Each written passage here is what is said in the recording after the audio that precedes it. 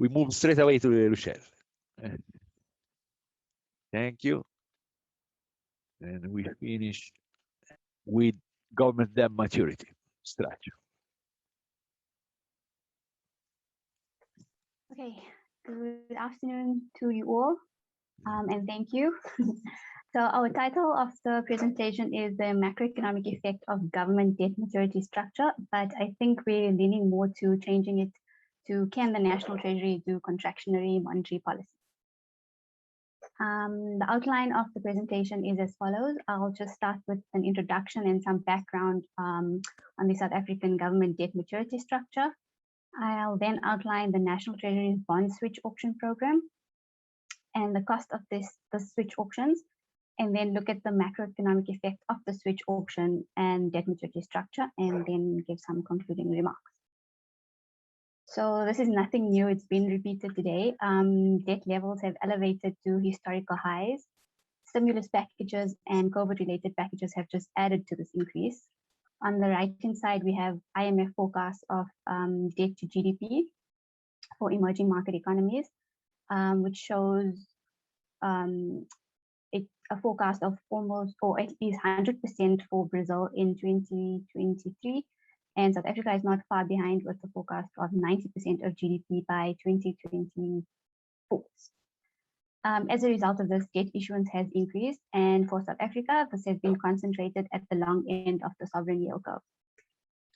So the chart the bottom left shows the composition of government debt since 2013, and it shows that it's been consistently concentrated at the in long-term loans. So 10% of the funding requirement is financed by the issuance of short-term loans, whereas 90% of total domestic debt is through the issuance of long-term loans.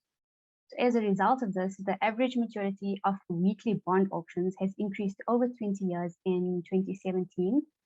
It's the chart on the right-hand side. This number has come down in recent years, but it is still quite high at 15 years. So the table at the bottom also just shows the composition of debt that has been skewed towards the ultra-long end of the yield curve. The share of debt outstanding in short-term loans is around 7%, whereas debt outstanding in ultra-long-term bonds, which is described as bonds with maturity of 12 years and over, is around 60%, and that was at 2019.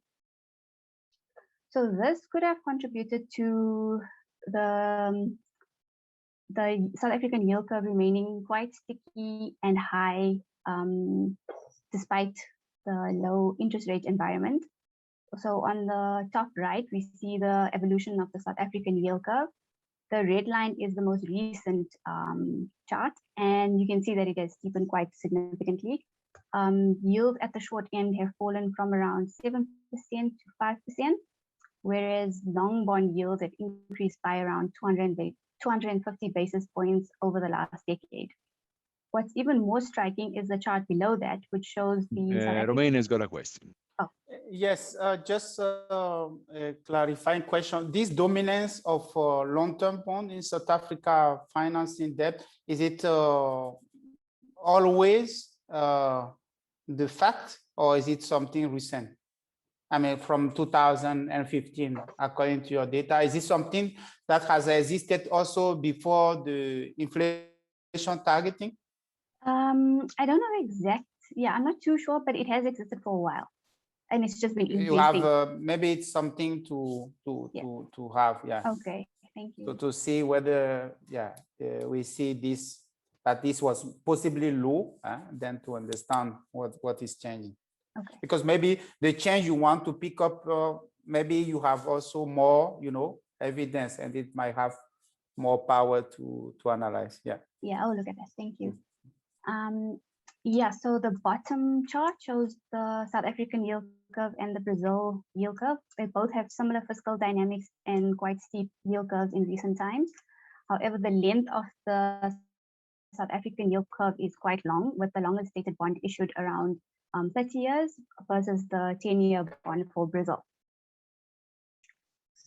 So with these high debt levels comes an increase in refinancing or rollover risk, which is basically the risk that a bond will be rolled over at an unusually high cost, or that it cannot be rolled over at all. And the National Treasury manages this through either bond buybacks, which is repurchasing a bond before maturity, or through its bond switches, which is exchanging a short-dated bond for a longer-dated bond. The policy intention is to optimize the maturity structure given certain risks and taking into account certain factors. But what is the external effect of this lengthened maturity structure? And so therefore we want to analyze the effect of the switch auction in lengthening the maturity profile and to assess the macroeconomic effects of this using the event of the switch auction. So I've mentioned this before, the consequence of a rising budget deficit and increase in debt is the increase in the rollover risk of debt maturing in the near term. And the National Treasury has used the government bond switch auction program to manage this risk. A switch auction program, or sometimes referred to as a bond exchange program, is common practice amongst public debt managers, and it's used for a number of reasons. So, for example, the National Treasury first introduced this with an aim to consolidate debt. It then made use of the program to build benchmark bonds, and more recently, it's been used to manage refinancing risk.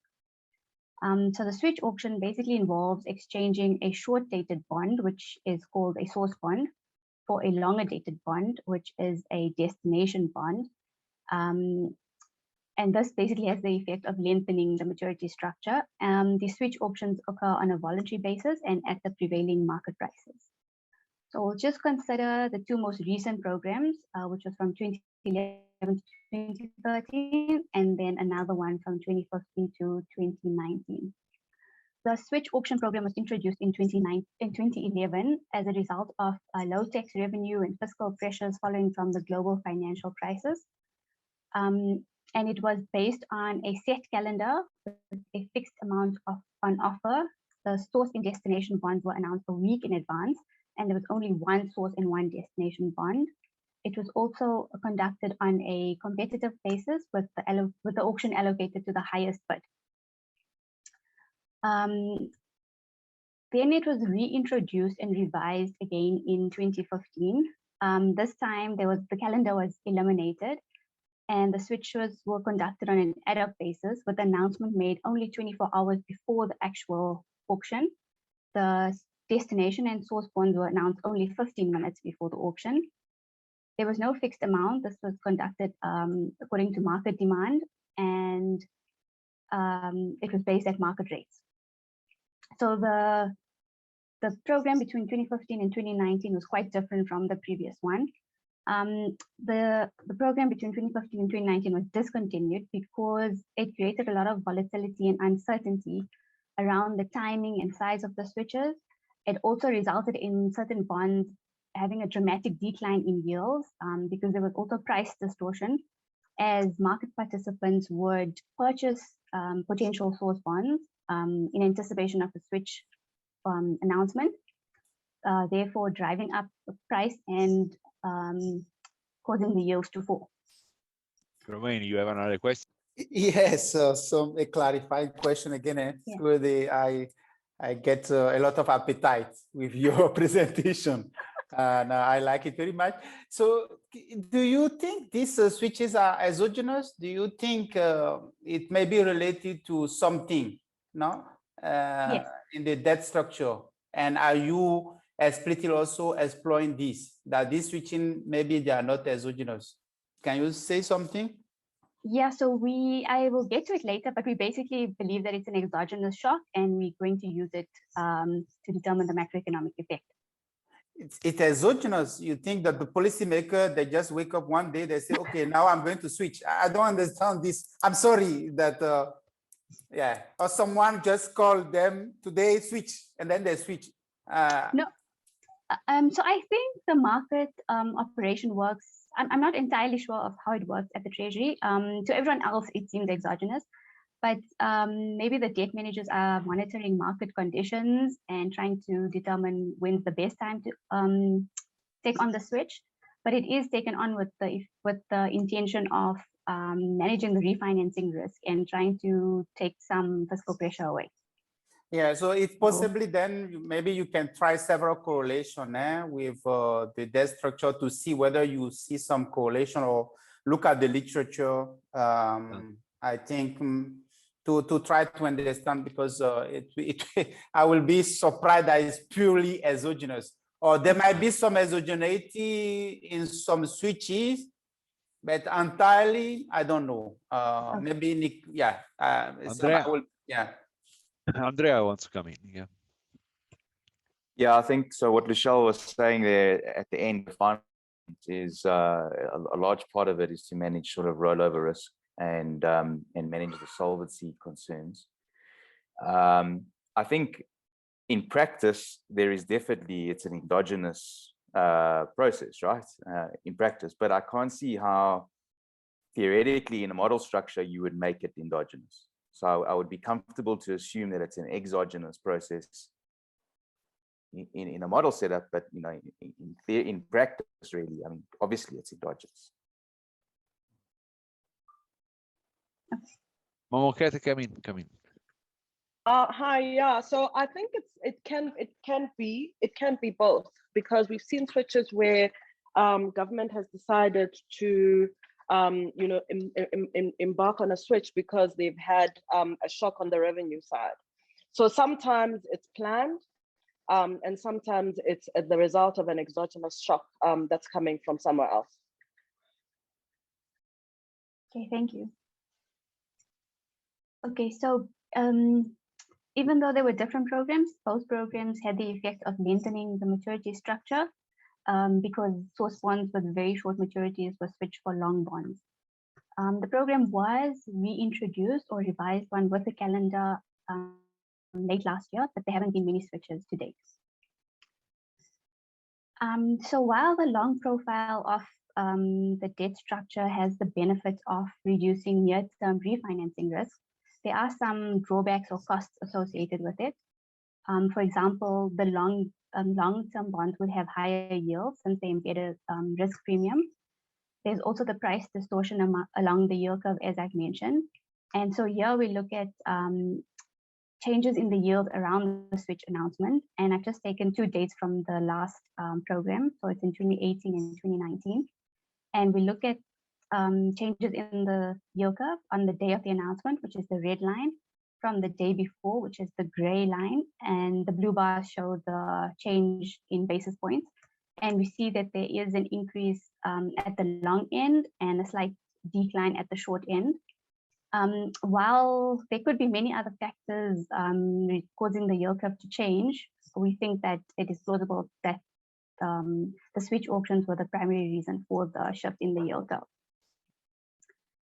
So it seems as if the switch auctions have resulted in this lengthening of the maturity structure as well as increasing yield. And we run some OLS regressions to see the impact of these switch auction announcements on yield of bonds with different tenors. We followed Nakamura and Steinson in their high frequency identification approach by using a news shock to understand the impact on real yields, nominal yields, and inflation expectations. So here, instead of the monetary policy news shock, we have the fiscal shock is the switch auction announcement. And it's estimated as the first principal component of the change in forward rate agreements at different horizons on the day of the switch announcement from the day before. The delta I is the market instrument we're interested in. So either the nominal interest rate, the yield interest rate, or the break-even inflation rate. And it's also the change from the day of the announcement to the day prior. So while Nakamura and Steinson use a 30-minute window, we use a 1-day change. And it has been mentioned in literature that a tighter window results in more accurate results because it would eliminate contagion effects. But we only had intraday data available to us since late last year, so we used a 1-day change. So we do look at this result with a bit of caution.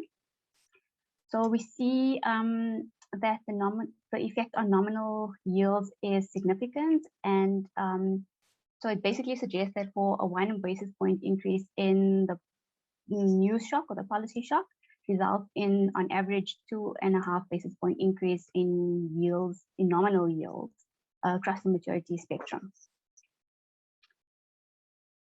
We also estimate the cost of the switch on bond prices.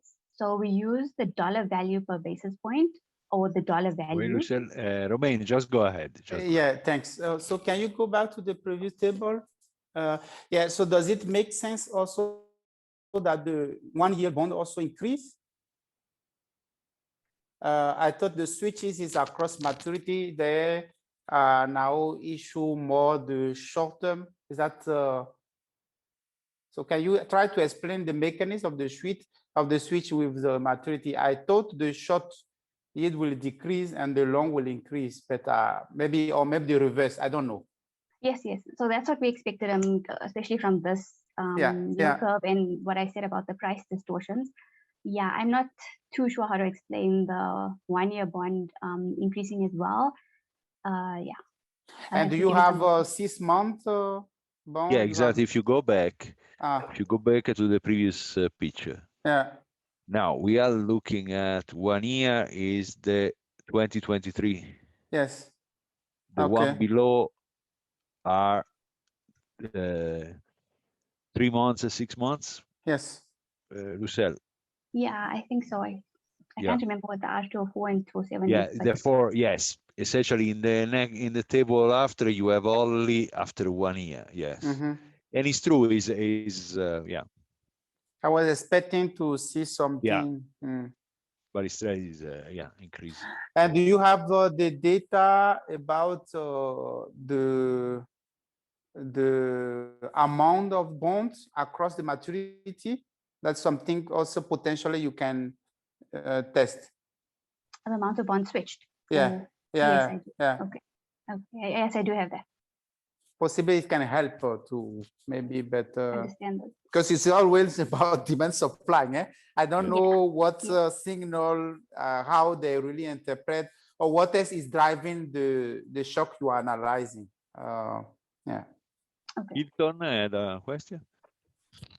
Yeah, I also had the same question, and I found it interesting that the entire yield curve almost shifted up by the same amount, except for the 25-year bond. Maybe that's where there was more concentrated bond switches in that part of the yield curve. I don't know, but remain, yeah, basically asked what I was going to ask. So thanks. Yeah, I'm not sure if this also had to do with the fact that multiple source bonds and multiple destination bonds were switched. Yeah, I will investigate this. Can you clarify the definitions of source and destination bonds, please? So the source bond is basically a short-dated bond. And I think Treasury used mostly around the 2-year bond. Yeah, I don't have the exact maturity, like how they would define short and long. But yeah, a destination bond is a long bond and a source bond is a short bond. Is that fine? I've got a question about when you say the shock, it says there in your write-up, it's the shock to the change in FRA levels. What is that? It says shock T1. Shock T is the policy shock estimated as the first price of OPC of the change in FRAs at different horizons. It's the first principal component of the change in the forward rate agreements at different horizons. So this is actually then the swap curve. Or am I getting confused? The forward rate agreements. The forward rate agreements. Okay. No, anyway. they're just the forward rate agreements on the 3-month JIBAR. So what does that mean? It's what happens, the changes in FRAs when the shock happens. Is that what you're saying? At the time of the announcement, how these FRAs are changing. Okay. All right. And can I ask something? Is it always positive, this shock? Or is it sometimes negative? This shock, can you show the shock, or is it what you are showing now? The forward rate agreements. Yeah, the shock, the variable shock that you plot here, can we see this? It's always positive. It's always positive. Yeah. Yeah. So you have to ask yourself. No, actually, I'm not too sure about that. I'll have to check. It doesn't have to always be something positive. you have to check and try to look at this. Yeah. Okay. Okay, then we also estimate the Andrea's got you.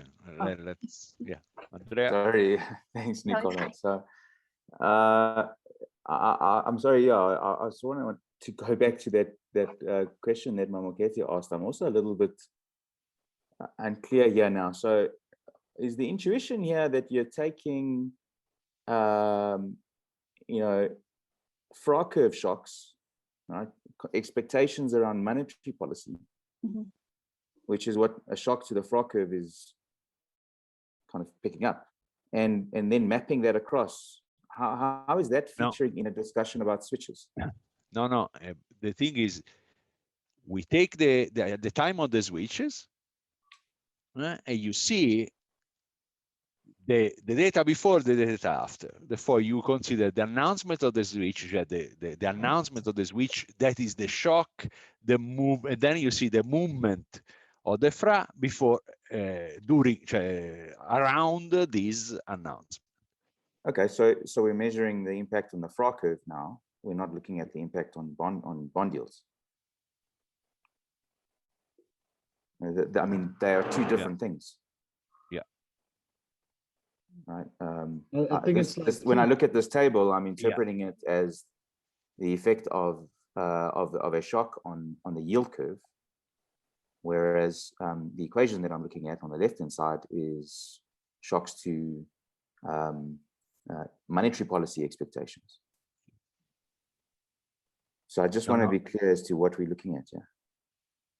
Yeah, so Nakamura and Steinson used this FRA because they were looking at monetary policy shocks. And we were trying to figure out what market instrument can we use to capture this fiscal shock, because it is a fiscal shock on interest rates. So we thought that maybe the FRAs would still capture this shock.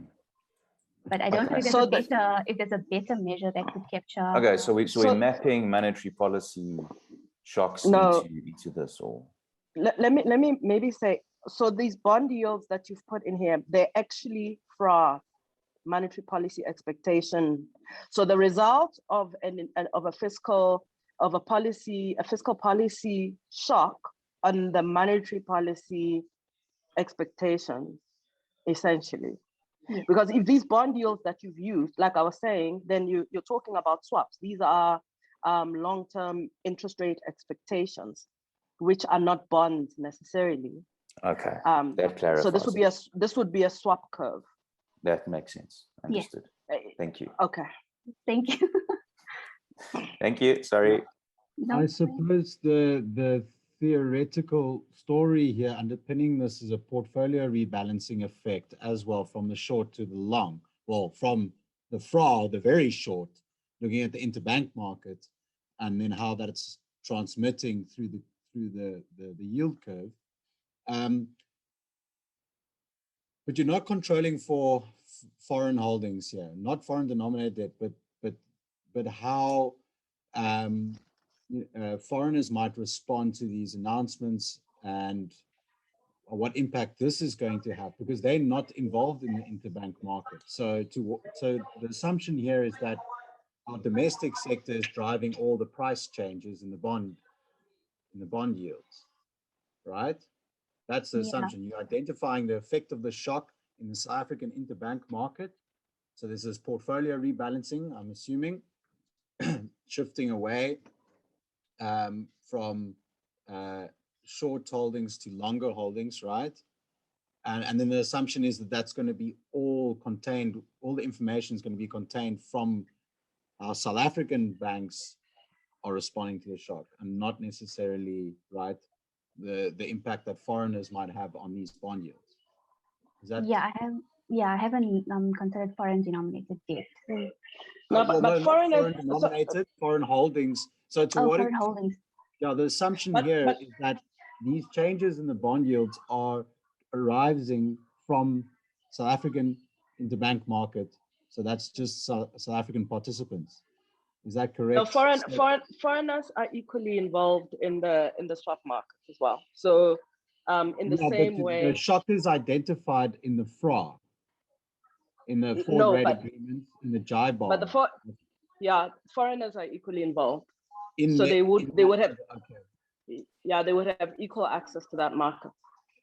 Okay, thanks. But I also wanted to make the point that if you're using a shock, the impact of the shock on interest rates across the curve, which are not necessarily bond yields, that might actually answer Romain's question around why it is that even at one year level, the shock is still positive, because it's not the bond yield, it's the interest rate expectations that capture the monetary policy versus the bond rate. Yes. That might explain it. Yes, that's true. That's great. Thank you. Thank you. Okay, so we also calculate the cost of the switch option looking at bond prices by using the dollar value per basis point, or the dollar value, which is a measure of price sensitivity. It basically tells us the price change per change in yield. We take this dollar value and aggregate it across each bond at each switch option to get this shock series, which we see in the chart on the right. So the red line is the price sensitivity or change in market value for given basis point change in yield for an ordinary bond auctions, and the gray one gives this shock created by the switch auctions. So basically, it suggests that for a 1 basis point change in yields on aggregate, bond prices would fluctuate by as much as 25 million on aggregate.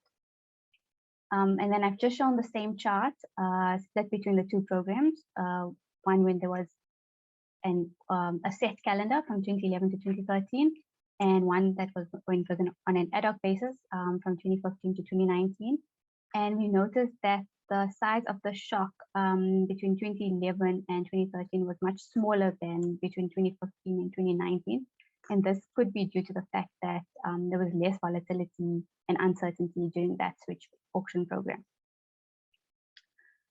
So we see that the switch auction has created a cost in terms of increase in yields and increase in price sensitivity. And we want to understand what the impact is on the economy. So understanding a policy shock is often quite challenging since it requires variation in an exogenous variation in the policy to understand its impact. And so most monetary and fiscal VARs fail to capture sort of this anticipation effect. And therefore, recent literature has focused on narrative approaches or expectation VARs. We use the shock to the bond prices, which I shown in the previous slide, as our exogenous shock to fiscal policy. And we argue that it's a good measure to capture sort of the surprise element or unanticipated effect, given the institutional setup of the auctions, and given that it measures the price sensitivity on the day of the announcement. So following the approach by Gertler and Karadi, and also Agrippino and Rico, who employed a high frequency market-based measure of a monetary policy surprise, and they've used that as an instrument variable for the monetary policy shock in a VAR framework.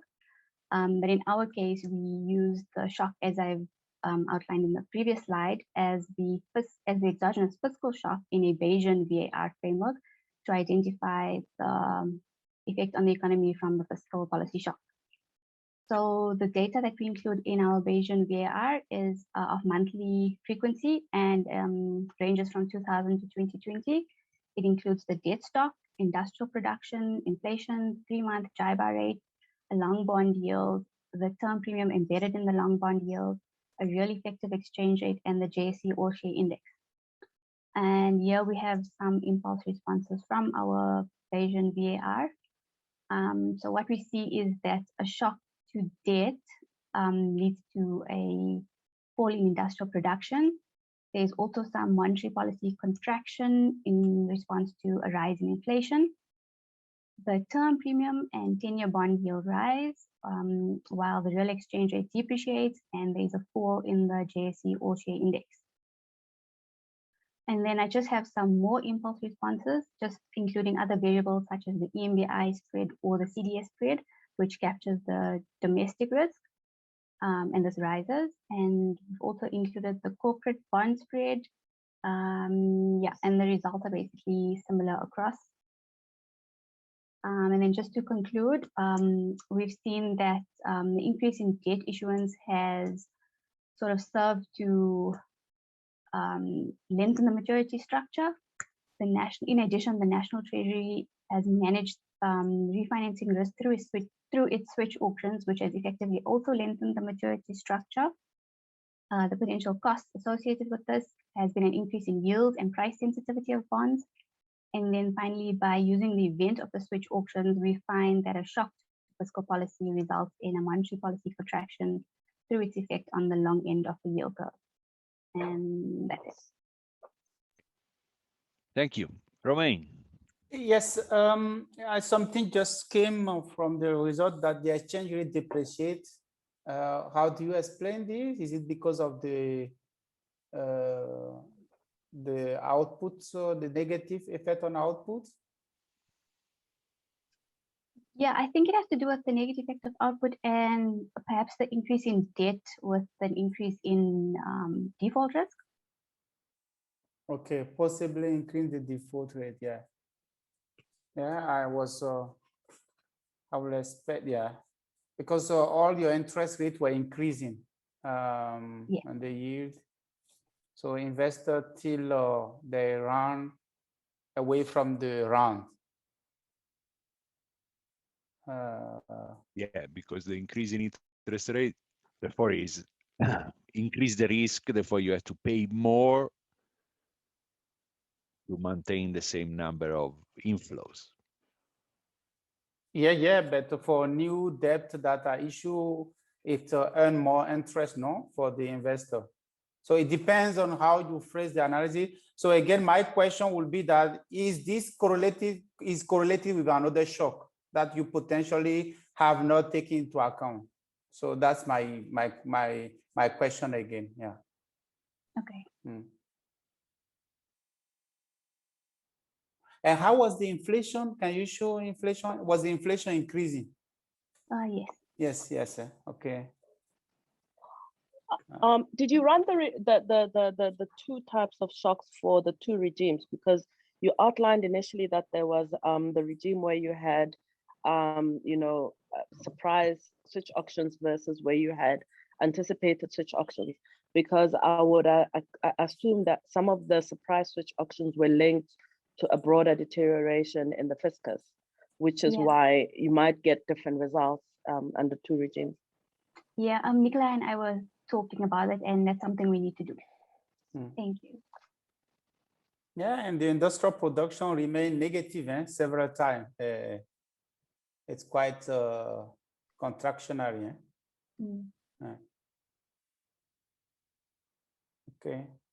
Yeah, very interesting. Nice data work. I really appreciate appreciate this. Yeah. And when you are running this regression, what Mamoket and Andrea was, we had this idea of monetary treasury-driven monetary policy. No, there is, and in some sense, is what they were saying. Makes this more. More real, more is more what we measure. Therefore, it could also be that we have to think about what are we having a proxy for monetary shocks or for fiscal shocks, because maybe are monetary shocks done by the fiscal authority and not. Therefore, we have to think about this as very useful. Thank you. That's good. And Nicola, I think the use of the swap curve versus the bond curve was actually probably captures what you're trying to speak to much better than if you'd actually use the actual bond curve. Because the swap curve speaks directly to monetary policy expectations versus the bond curve. Therefore, it become a more interesting story, because it's really what are the monetary effect of fiscal action. They are quite much clear. Thank you. It was great. Any more questions? That's great. Allora, we are at the end we are at the end. I think I enjoyed these 3 days. I hope you enjoyed as well. Thank you very much for everybody to participate, for the presenter, for all the questions. I think we had a productive time. Thank you for Margot and Megan for organizing and taking us, keeping us in control, in check. I hope next time we will be able to do it in person, because it's not a perfect substitute, I have to say. This one is not a perfect substitute, but thank you very much, and keep in touch, and keep checking the website for future initiative. And I really appreciate all your participation. Thank you. Romain, maybe you want to say? Yeah, I also would like to thank participants, and I really appreciate the interaction. I think I'm very happy that people were very present. Of course, sometimes it's maybe the same person, but I think, yeah, the quality was excellent, and the interaction. Hopefully, we will be able to meet very soon in person, and also, yeah, to continue to interact.